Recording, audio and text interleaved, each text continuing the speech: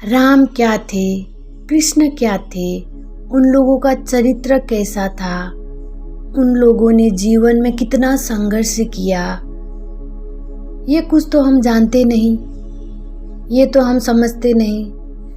कृष्ण की बचपन से लेकर अंत तक का जीवन, उनको पूरा हम मानते नहीं, तो उनका जीवन देखते हैं तो संघर्ष ही संघर्ष है।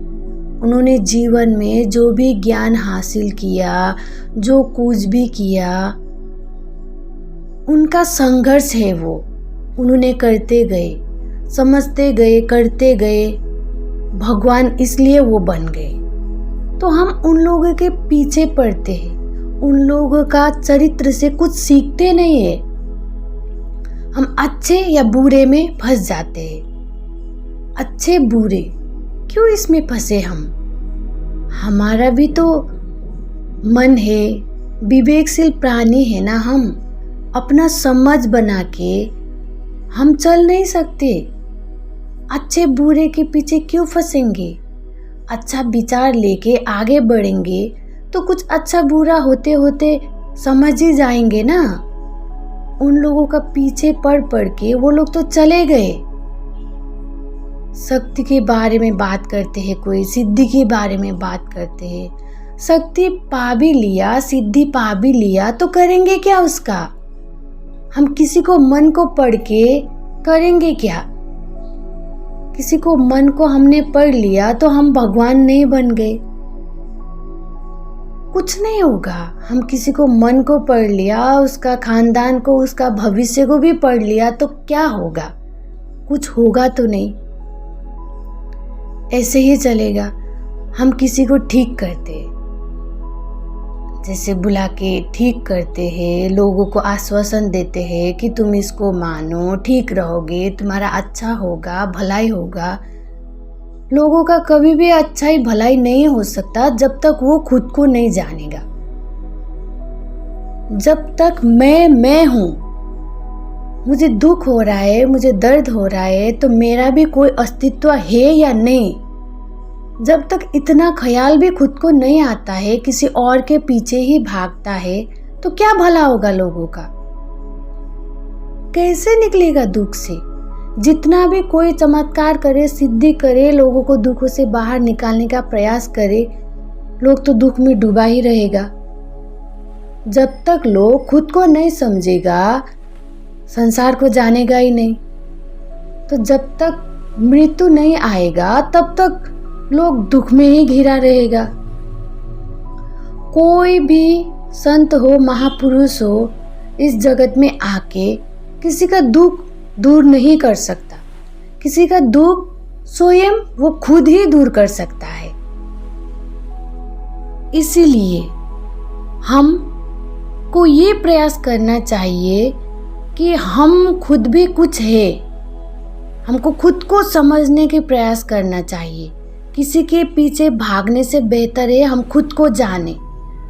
जब हम खुद को जानने लगेंगे, समझने लगेंगे, क्वेश्चन करेंगे, नेचर को जानने लगेंगे, तो धीरे धीरे हमको ये भी पता चलेगा कि राम कौन थे, कृष्ण कौन थे, उन्होंने क्या किया, उनका जीवन संघर्ष कैसा था और वो खुद को इतना अच्छे कैसे बना पाए, कैसे वो भगवान बन गए। तो ये भी हमें समझ आ जाएगा। फिर हमें किसी का नियमों का कोई ज़रूरत नहीं पड़ेगा। हम अपना नियम बना सकते हैं और चल सकते हैं। हम डर के खातिर मंदिर जाते हैं, पूजा करते हैं, किसी को भजते हैं तो ये गलत है। जिंदगी भर डरेंगे हम जब तक हम खुद को नहीं जान पाएंगे। हमारा दुख दर्द कोई दूर नहीं कर सकता।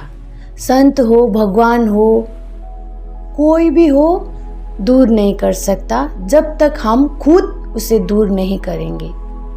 तो हमारा प्रयास यही होना चाहिए, किसी के पीछे अंधे की तरह भागने से बेहतर, चमत्कार को देख के उधर भी भागने से बेहतर खुद पहले हमें खुद को देखना चाहिए, खुद को समझने की प्रयास करना चाहिए। हमारा दुख नाश यहीं से होगा जब हम खुद को समझेंगे तब हम किसी के दर दर में रोते भटकते जाना नहीं पड़ेगा। हम खुद का दुख का जिम्मेवार किसी को ठहराएंगे नहीं। फिर हम खुद को समझेंगे, खुद जानेंगे, दुख दर्द भी जानेंगे, तो इससे ऊपर हम उठ जाएंगे। किसी के आगे माथा टेकने से, किसी के आगे जाके रोने से बेहतर है हम खुद को समझ ले।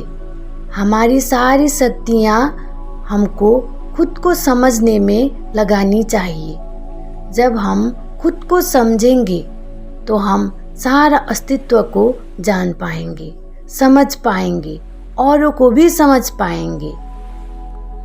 हम किसी के आगे जाके संसार के दुखों के कारण रोते हैं, माथा टेकते हैं, बोलते हैं कि हमारा समस्या दूर कर दो, हम बहुत दुखी हैं। तो हर वक्त हमें सहारा चाहिए।